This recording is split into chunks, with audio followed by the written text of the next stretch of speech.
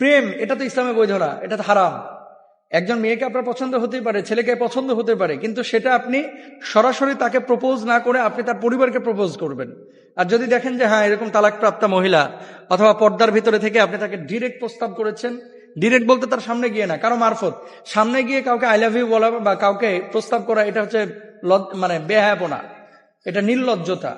রাস্তায় একটা মেয়েকে পছন্দ হলো, আপনি এক্সকিউজ মি আপু আপনার নাম্বারটা পেতে পারি, এরকম নিয়ে তারপরে আপনি ফোনে ডিস্টার্ব করা শুরু করলেন আর বললেন যে আমি তোমাকে বিবাহ করতে চাই। এগুলো নির্লজ্জতা, বেহায়াপনা। প্রেম এটা বারাকাহীন একটা কাজ, কিন্তু পারিবারিক পছন্দ এটা বরকতের তখনই হবে যখন পরিবারটা ইবাদত হিসাবে বিয়েকে গ্রহণ করবে। কিছু বাপ মা আছে, ছেলে সরকারি চাকরি করে অথবা ছেলে পয়সাপাতি ভালোই কামিয়েছে, চিন্তা করে যে আমার ছেলের পেছনে আমি 20 লাখ খরচ করেছি, বিয়েতে আমি কালেকশন করব 40 লাখ, মানে যৌতুকের মানসিকতা আছে। আর কিছু বাপ মা আছে, আপনি নিজে বুঝবেন যে আমার বাপ মা সৎ কিনা। কিছু বাপ মা আছে মেয়ে দেখে না, শুধু দেখে মেয়ের বাপের মাল আছে কিনা, মেয়ের মায়ের কি আছে। যদি আপনার বাপ মাকে এরকম লোভী মনে হয়, তাহলে আপনাকে বলবো যে সেই বাপ মার পছন্দে বিয়ে করেন না।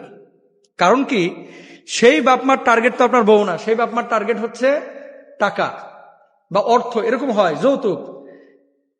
বাপ মাকে স্পষ্টভাবে আপনার একেবারে ফ্রেন্ডলি আপনার চাহিদাগুলো বলবেন, যে মেয়েটা সুন্দরী হতে হবে, মেয়েটা দিনদারি হতে হবে, মেয়েটা আল্লাহ ভীরু হতে হবে, এরকম কিছু শর্ত সারাতে আপনার বাপ মাকে স্পষ্ট বলবেন।